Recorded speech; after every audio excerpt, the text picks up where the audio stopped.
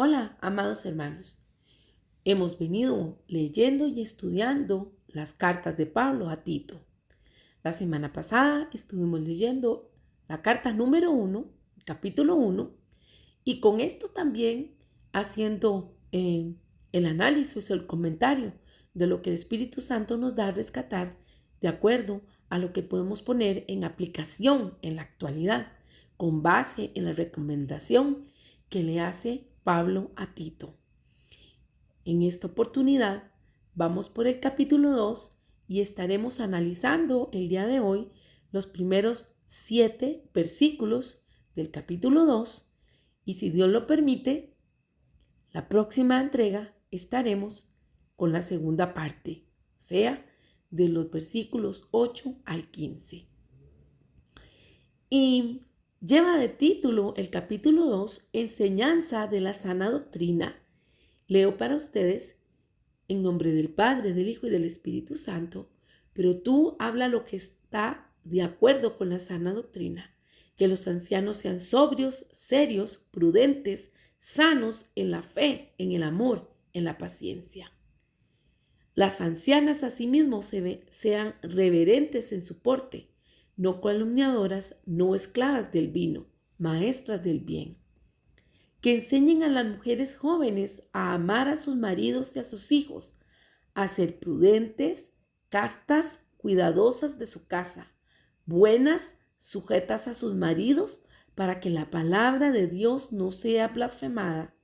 Exhorta asimismo a los jóvenes a que sean prudentes, presentándote tú en todo como ejemplo de buenas obras, en la enseñanza, mostrando integridad y seriedad. En esto nos vamos a dar cuenta entonces que Pablo le viene a hacer la recomendación a Tito de la importancia de hablar según la sana doctrina. Recordemos que estas cartas que el apóstol Pablo está enviando a Tito son instrucciones y exhortaciones para que él ponga en práctica de acuerdo a lo que es la sana doctrina. ¿Y esto por qué? Bueno, por toda la situación que reporta Tito que se estaba dando en Creta. Y algo importante que hemos de señalar es la expresión que da el apóstol sana doctrina. Cuando hablamos de la sana doctrina, nos estamos refiriendo al conjunto de creencias y enseñanzas bíblicas que son verdaderas y saludables para la vida cristiana. En otras palabras, es todo un cúmulo, un grupo de verdades bíblicas que nos permiten conocer a Dios y vivir una vida en plenitud. Estas verdades bíblicas nos permiten conocer a Dios, por eso lo repito, y vivir una vida de plenitud. La sana doctrina nos protege de falsas enseñanzas y de personas que buscan engañarnos. La sana doctrina nos permite discernir entre la verdad y el error y no caer en las trampas de Satanás. Nos permite ser la luz del mundo y llevar el evangelio a aquellos que nos rodean. Es por eso que Pablo motiva a Tito a ser cuidadoso. Y hoy el Señor nos habla a nosotros también y nos dice, sean cuidadosos con lo que dicen y cómo lo dicen. ¿Para qué? Para que no demos lugar a especulaciones, a prejuicios o a creencias que no están respaldadas por la palabra de Dios. Es importante entonces tomar en cuenta que cada uno de nosotros, para poder hablar de la sana doctrina, hemos de estar dispuestos a investigar, a ratificar y a buscar la verdad. Quiere decir que cualquier afirmación que una persona haga o nosotros mismos ha de estar fundamentada en la palabra de Dios. De lo contrario, se está en la posibilidad de caer en error. Y junto con esto, nos damos cuenta que en el verso 2, el apóstol le está diciendo a Tito que exhorte y que él exhorta a los ancianos a ser sobrios, serios y prudentes. Y hemos recordado que habíamos hablado que el anciano es una persona que está en ese lugar por supervisión.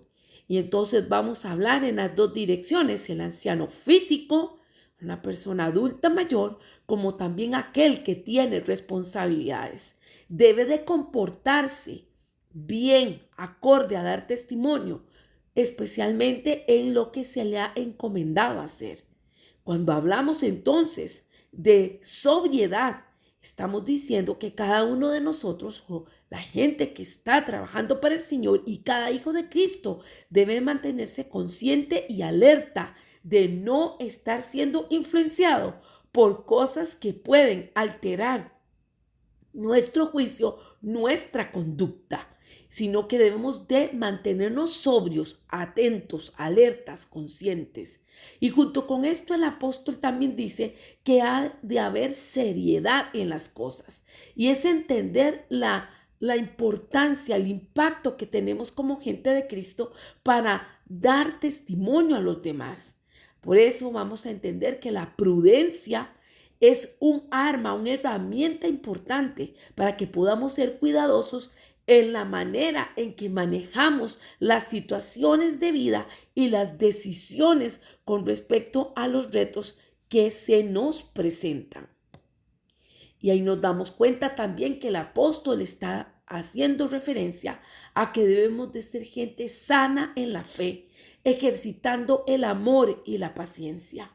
Cuando hablamos de fe, nos estamos refiriendo a la confianza en Dios, al compromiso que tenemos con su palabra, con las enseñanzas que Él nos ha dado. Y dentro de estas encontramos el amor de Dios, ese amor que nos motiva para amarlo a Él y también para amar a nuestro prójimo, quienes están a nuestro alrededor. Y una manifestación entonces también de esa fe y de ese amor es ejercitarnos en la paciencia, en esa capacidad de esperar y confiar que en el tiempo de Dios las cosas se van a dar.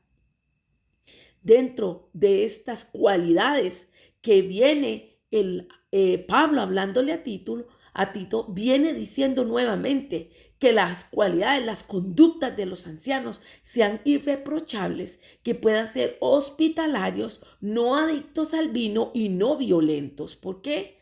Porque tenemos que dar testimonio.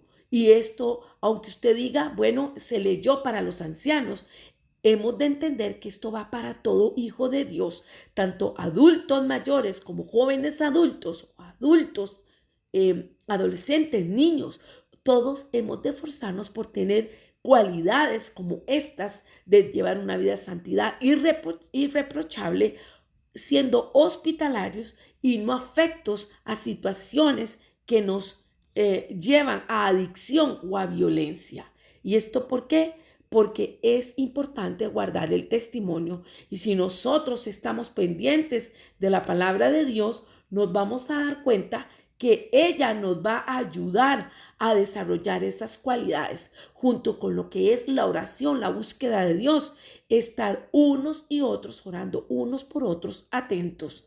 Entonces, es importante no abusar. El Señor ha hablado muchas veces, se ha dicho que no se ha de abusar de la gracia y de los propósitos divinos, sino que cada uno de nosotros con valentía hemos de levantarnos y reflejar el amor de Cristo, su paz y su paciencia en este mundo que está tan necesitado de Dios. Luego estamos viendo que en el versículo 3 habla sobre las ancianas de la iglesia, y esto lo que está diciendo es aquellos que tienen más tiempo en estar caminando en el camino de Dios, aquellos que son de referencia, deben de ser gente que se cuide su testimonio. Y el apóstol aquí hace referencia a dos prácticas específicas. Uno es que eviten vivir calumniando a los demás y también ser esclavas de algún tipo de vicio. En este caso, el apóstol habla del vino. La calumnia sabemos que es el acto de difamar, de hablar mal de alguien sin fundamento, y esto puede causar un gran daño en la congregación. Muchas veces vemos que entre más avanza de edad las personas se creen con derecho a estar haciendo juicios de valor, observaciones que en ocasiones pueden llegar a ser hasta indolentes y golpear a los demás. Y es por eso que el apóstol en este punto se refiere principalmente a las mujeres, pues Sabemos que en la parte del lenguaje y comunicación son más dadas a abrir la boca, a expresar lo que sienten las damas. Y también al hablar sobre la esclavitud del vino, está diciendo que no deben las mujeres, las ancianas, las mujeres eh, de, de, de la congregación, ser de mal ejemplo por tener uso de adicciones, de bebidas, de cosas que son dañinas para ellas, pero también para el cuerpo de Cristo.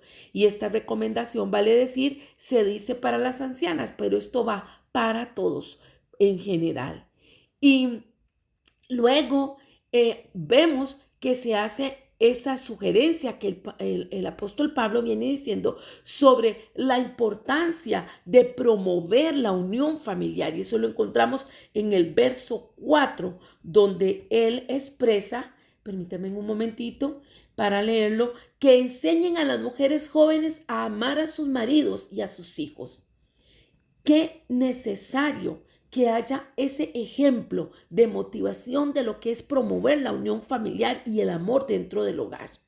Y esa enseñanza, como decía, no solo es aplicable para las mujeres jóvenes, sino para todos, porque es importante que en todas las etapas de la vida todos tengamos en cuenta la importancia de construir relaciones duraderas y significativas, y más para nosotros los que somos hijos de Dios, porque eso nos motiva y nos invita y nos permite ser faros de amor, de confianza para otros, un legado que se lleve en armonía de generación en generación. Junto con estas recomendaciones se hablan de las características. En el verso 5 nos está diciendo a ser prudentes, castas, cuidadosas de su casa, buenas, sujetas a sus maridos, para que la palabra de Dios no sea blasfemada. Y al decir estas características, hemos de entender que nosotras, las mujeres, hemos de ser prudentes, hemos de tener un comportamiento sensato y maduro y moderado en las tomas de decisiones en la cotidianidad. La prudencia más es importante para mantener una vida equilibrada y evitar situaciones conflictivas.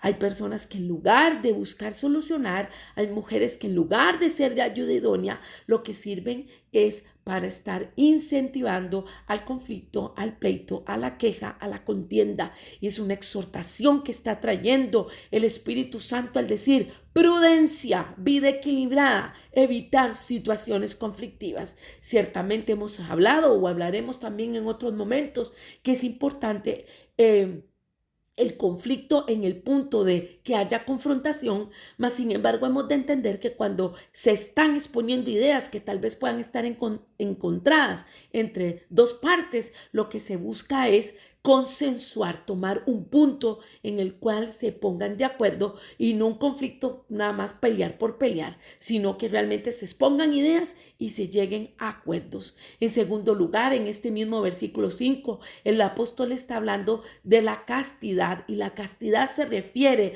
a la abstinencia sexual coital antes del matrimonio y también a la fidelidad dentro del matrimonio. Qué importante que tomemos en cuenta que así como pasaba en el tiempo del apóstol Pablo y de Tito, en esta actualidad no podemos permearnos, no es debido llevar costumbres de la tendencia del mundo a hacer lo que se nos apetezca, pues realmente el Señor nos llama a la castidad, a mantener una vida espiritual saludable y evitar los pecados sexuales. Y vuelvo a decir, esto no es solo para las mujeres, es para los hombres, para los niños, para los adolescentes, para los jóvenes adultos, para todos. El apóstol también está diciendo que haya cuidado de la casa. Hay personas que por justificar que hacen otras labores o porque se dedican a muchas al mismo tiempo, no administran y cuidan bien del hogar. Y si bien podemos permear con todo lo que el mundo está hablando y está diciendo, las tendencias, esto trae confusión, esto trae malestar, porque entonces se pronuncian las feministas y se pronuncian otros machistas o todas las variedades o tendencias de voces que hay para decir se debe hacer, no se debe hacer. Bueno, de acuerdo a la palabra, el Señor está diciendo que las mujeres sean administradoras y cuidadoras del hogar, creando un ambiente acogedor para la familia y para los invitados de esa familia, de manera que el hogar sea un lugar de paz y descanso en la vida de cada persona. Como hijas de Dios, no debemos de subestimar ese lugar especial que el Señor nos ha dado, diciendo que nosotros podemos trabajar de una manera bondadosa, con amor, con compasión, de una manera amable y generosa para crear en nuestra familia, promover en nuestro entorno familiar un ambiente calmo, un ambiente oportuno. Y esto es importante que lo retomemos porque estamos en un tiempo en que la sociedad se ha hecho muy consumista, en que todo ha subido mucho de precio, ¿verdad? Todo es muy caro, tiene mucho esfuerzo para conseguirse y se ha priorizado lo material, se ha priorizado otras cosas que no son medulares y entonces, ¿quién atiende a los niños? ¿Quién es ese cuidador? ¿Qué clase de crianza se está dando? Ahora los padres tienen que salir de los hogares a trabajar y las madres también. Pero ¿cómo están las bases de fe? ¿En qué momento nos reunimos y conversamos y hablamos en lo que creemos, en cuáles son nuestros valores, en nuestros valores cristianos? ¿Cómo es que nosotros estamos hablando del amor de Dios? ¿Cómo nuestros hijos se pueden permear, ser educados, no por un mundo que está acechando y está prácticamente rodeando muy fuertemente a todos para empujar sus ideas? Es responsabilidad que tanto hombres como mujeres estemos procurando la unidad en la familia y principalmente las mujeres darse ese lugar que el Señor le ha dado de ser como el corazón, por decirlo así, por su generosidad, por su sensibilidad, por sus emociones para apoyar. Cuando el apóstol está hablando sobre la sumisión al esposo, hemos de entender que la sumisión que él propone no es una sumisión de subordinación ciega, o sea, de que no importa hacia dónde nos lleven a seguir, no, es un reconocimiento del liderazgo y la autoridad que el Señor le ha dado al sacerdote, al jefe de familia. Y cuando hablamos entonces de una esposa sumisa, estamos hablando de alguien respetuoso al esposo, alguien que enseña a una mujer modelo, que enseña a sus hijos también a valorar a su padre, a valorar la familia y ayudar en ese liderazgo. Por eso es que muchas veces las mujeres dicen, es que yo veo todos los defectos y veo todas las virtudes del papá o del esposo de la casa.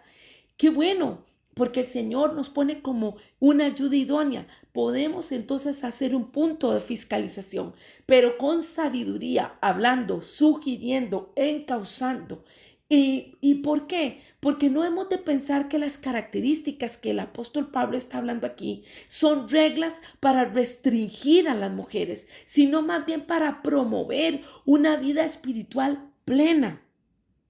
Por eso hemos de entender que no es una subordinación ciega y sin cuestionamientos. Más bien se espera, con esto que el apóstol está hablando, que las mujeres respetemos la autoridad y el liderazgo de los esposos, de manera que demos opiniones que sean consensuadas, que sean inspiradas por el Señor con sabiduría, en la cual se atiendan las situaciones que requiere el hogar. Y tal vez todo lo que podamos leer en ese verso 5 dice, mujeres prudentes, castas, cuidadosas de su casa, buenas, sujetas a sus maridos, para que la palabra de Dios no sea blasfemada. Nos está hablando no solo de deberes, sino que entendamos esa posibilidad que tenemos, esa invitación a cultivar un espacio sagrado, lleno de amor, lleno de respeto, donde la mujer pueda brillar como la esencia del amor divino.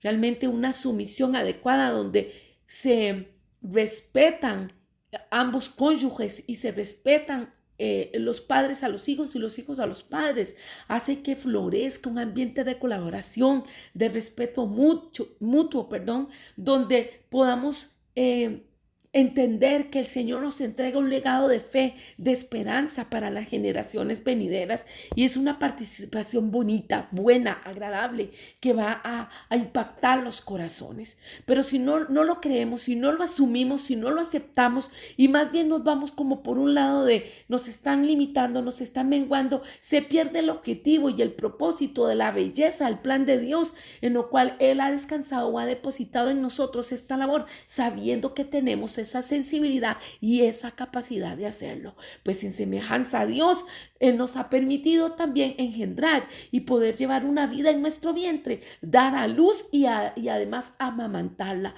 Entonces, cuán similitud con el Padre Celestial, con la creación, y cómo Él ve que nosotros podemos ser para su honra.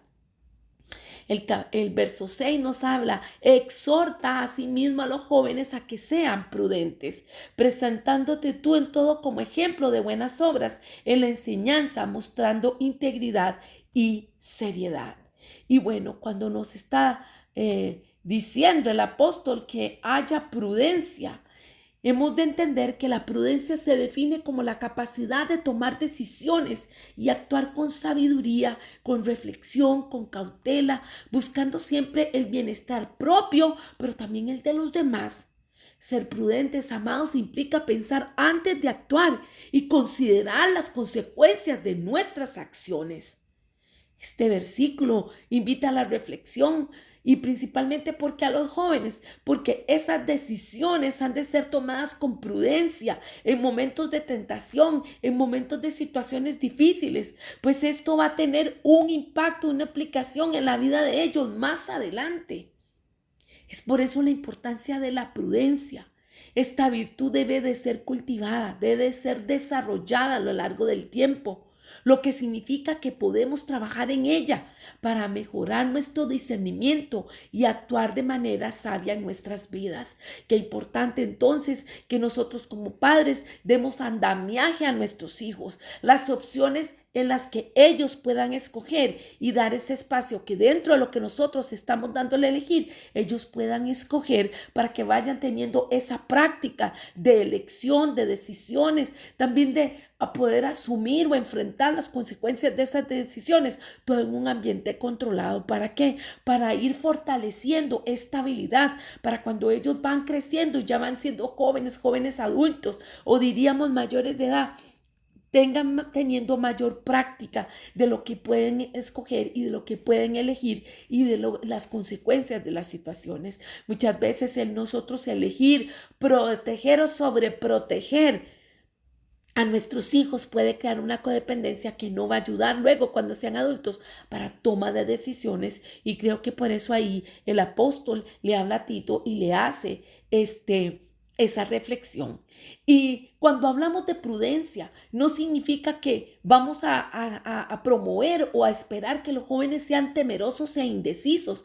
Por eso vengo diciendo, tiene que haber un desarrollo, un paulatino, de acorde a la edad, ir permitiendo nosotros los padres, ir promoviendo para que ellos vayan ejercitándose y también vayan viendo entonces madurez, adquisición de madurez, de ejercicio de la sabiduría, teniendo una visión más amplia de la vida, y siendo entonces ellos más optimistas sobre esos retos que se van a presentar en un futuro. Para tomar decisiones correctas, amados, es necesario tener un pensamiento crítico y analizar todas las opciones. ¿Y esto dónde lo van a aprender ellos? Nosotros como padres, como familia, debemos de tener esos espacios de conversación, esos espacios de análisis. Muchas veces decimos no ante una petitoria de un hijo, pero no hay ese proceso de acompañamiento, de análisis, de reflexión que es necesario, porque esto nos va a ayudar para tomar decisiones prudentes, para que ellos también tomen decisiones prudentes.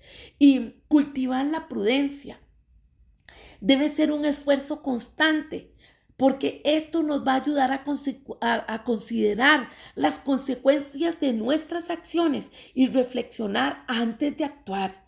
Es importante entonces que pensemos cómo afectarán nuestras decisiones a nuestra vida y a la de quienes nos rodean.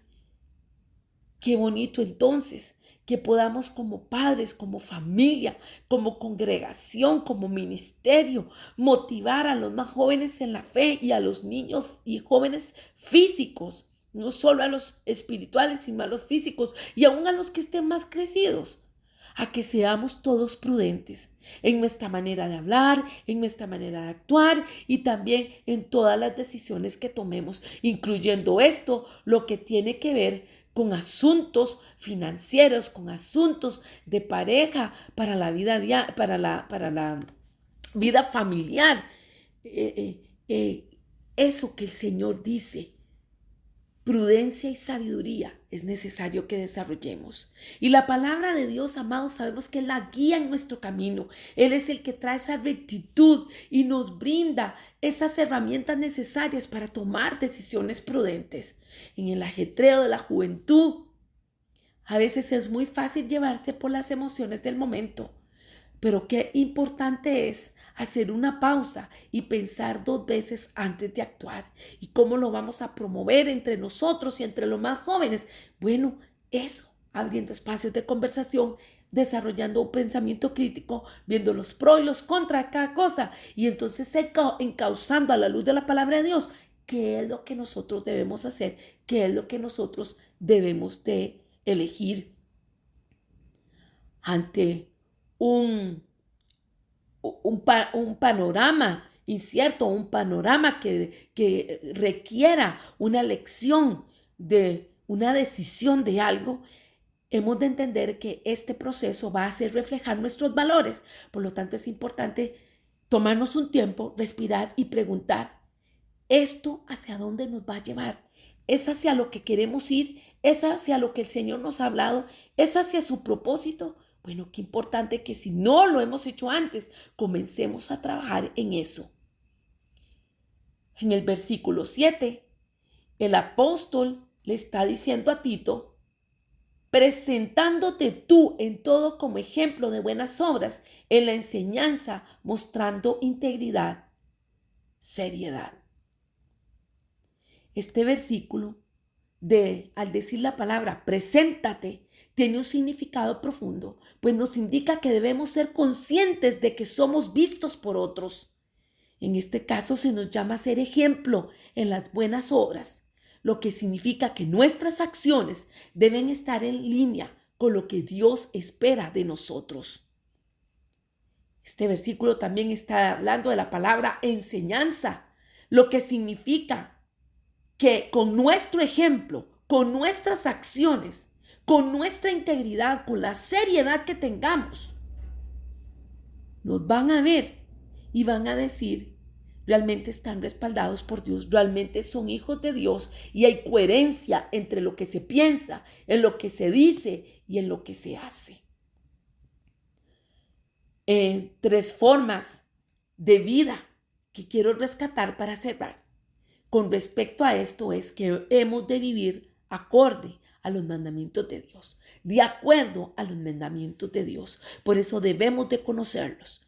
Y lanzo nuevamente la pregunta, ¿en su casa sus hijos saben cuáles son los 10 mandamientos? ¿Nosotros nos recordamos?